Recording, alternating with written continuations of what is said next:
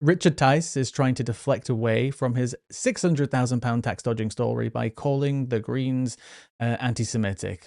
He posted this earlier on his X account saying, "Anti-Semitism is rife in the Greens. They are voting whether to allow continuation of anti-Semitic behaviour by some NHS staff." With the link in the post, which linked to a Telegraph article, which explains that the Greens will simply allow the NHS to express their support for Gaza, as many staff were able to do for Gaza, even for Israeli hostages too. People were allowed to, wear those pins. It's the symbols that people wear, which was recently banned by this government, actually.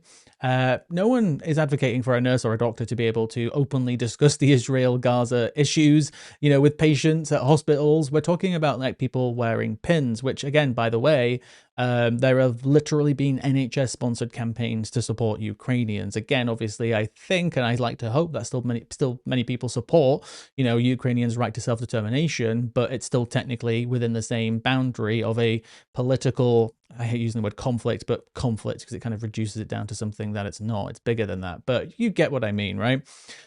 Now, there are many accounts of genuine anti-Semitism. We've got, we've got like 100 and something registered thousand doctors in this country. Of course, some of them will be anti-Semitic, but, many are completely dubious when it comes to a lot of complaints of anti-Semitism. We know this. We've gone through these stories. I have no problem saying that. In the same article by The Telegraph, they even quote that 84% of complaints about doctors were closed at the triage stage, meaning that they didn't even meet the threshold for investigation. And it reminds me as well of like the UK Lawyers for Israel story from like a couple of years ago, where, if you remember, they are a group of lawyers who are the UK Lawyers for Israel. It is what it is on the tin. They basically bring legal cases to organizations, individuals, and institutions to help the state of Israel because they love it and believe in it so much. And by the way, I read this the other day, haven't confirmed it though, that apparently Camilla Tominey's father, maybe Kevin knows about this, is actually one of the guys or one of the heads of the UK Lawyers for Israel. They got Palestinian paintings taken down from an NHS hospital. It was artwork by Gazan children.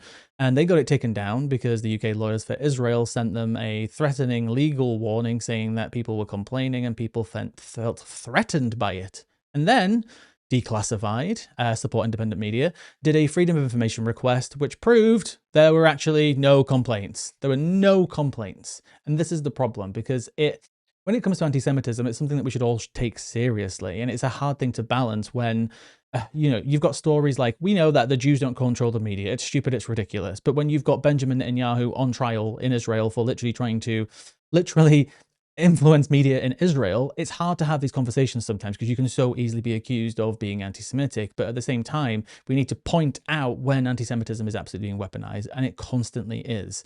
And then it almost downplays actual genuine anti-Semitism, which we should all be, fighting against actively.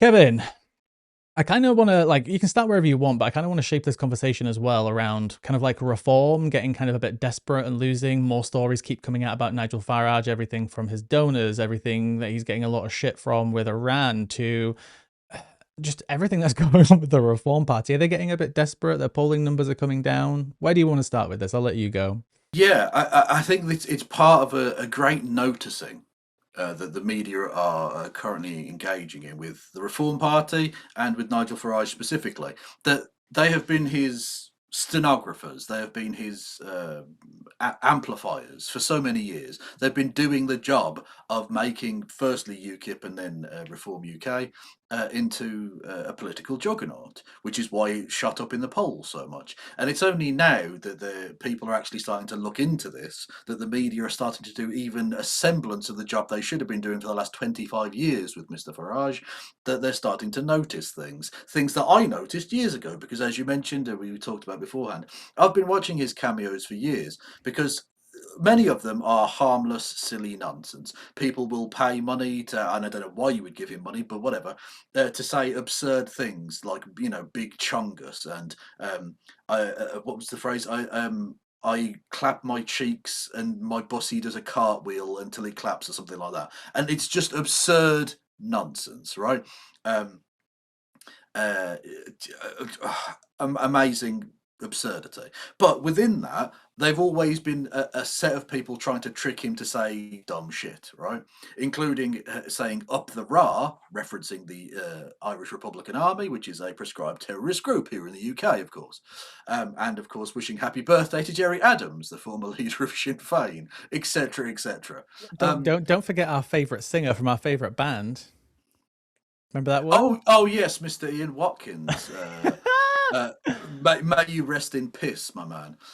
Yes, yeah, just Sorry, I amazing. interrupted you there. No, absolutely fine. Yeah, so he's been doing this for a long time, and like you say, echoing far right talking points constantly because he's more than happy to do so because he's a far right person. He tries to hide his power levels, but on Cameo, he's being paid to drop the veil just a little bit under the potentially plausible deniability that I didn't know what that phrase meant. I'm just saying a script. It's nonsense. If you want to be prime minister, you should have some semblance of, I don't know, sense about you. Hopefully, that would be a reasonable request. And so yeah, they're starting to notice things like that and things like his associations with the Conservative Party, which means he's not really a populist in any respect whatsoever. And the fact that they've taken on so many Tories means that a lot of people aren't going to vote for them that would have otherwise previously done so. One thing you're going to start to see is more of this kind of attack line that you see from Richard Tice about the Green Party being anti-Semitic, or Keir Starmer's thing about, was it high on drugs, soft on Putin, which is pretty incredible. This kind of like desperate flailing attack against an actually populist party or an actual threat to the established order. Because Reform aren't that, and it's about time that people realised it, and the media are beginning to, which is good. It seems like they're getting squeezed out a little bit because we still don't know the full effects of Rupert Lowe.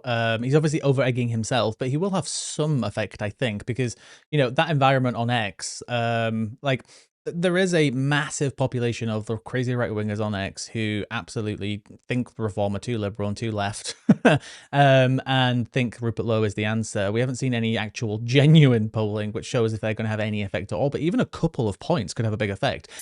Yeah, that's the thing. I don't think there'll be a remotely plausible political party going forward. But like you say, if they take 1 or 2 percentage points off in a first past the post system, that could cost them 30 seats. Yeah, and then you've obviously got I can't even remember his name because they're so irrelevant, but the, Kemi Badenoch Shadow Justice Secretary today in PMQ's being, scolded for his comments about, I can't even remember exactly what he said. Do you remember, Kevin, with the comments about Muslims praying in London or something, like they're showing signs of domination or something? Yeah, they wanted, yeah, exactly, yeah. For those who don't know, Trafalgar Square, big place in central London, they held a big sort of prayer thing. The mayor of London, who is himself a Muslim, and they just prayed. They used an open public space to have a prayer. And then they left, and everyone was fine. Nothing really bad happened at all. But this was apparently domination. This was domination, apparently. I'm not sure how that works exactly. They're not turning it into the Kaaba. They had one prayer in a thing during a religious festival. Like, it's not as if the rest of the area was shut down or anything. It's such a bizarre and racist notion. And like you say, the Shadow Justice Secretary, or Justice Minister, whatever, Shadow. Do you remember his name? Because I don't. So I'm going to call him Twatty McTwatface. I don't know his fucking name.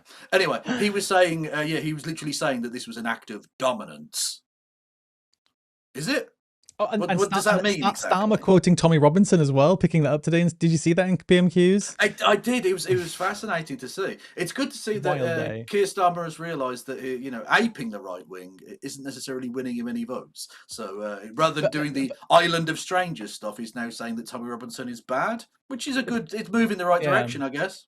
But the reason why I was bringing up these points, obviously, when it comes to Reform, is because if you've got people, cutting away at the right wing on the Reform, there are people who are going more extreme than them, and then you've got the Conservatives who are obviously on their other flank. But then now, even as well, noticeably, the Overton window is moving in many ways with the Conservative Party. That they're, I think it was, as Tommy Robinson said, to quote him, is that the Conservative Party wouldn't have said this 2 years ago, and the Overton window was moved. But I don't think that's necessarily true. I think somebody would have said that, but obviously, it still has noticeably moved in lots of ways. Obviously, you've got the Labour Party who've moved further to the right. So it's almost like I can kind of see Reform just getting squeezed a little bit more. It'll be interesting to kind of see where that leads them.